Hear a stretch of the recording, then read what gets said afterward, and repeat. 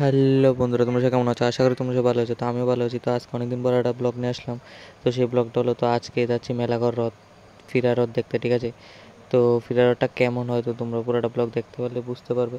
তো আজকে ফিরা হ্রদের ভিডিও অনেক দিন পরে ছাড়ছি, মানে একটা সমস্যা হয়েছে, তো তার কারণে তো ভিডিওটা আপলোড করতে পারিনি।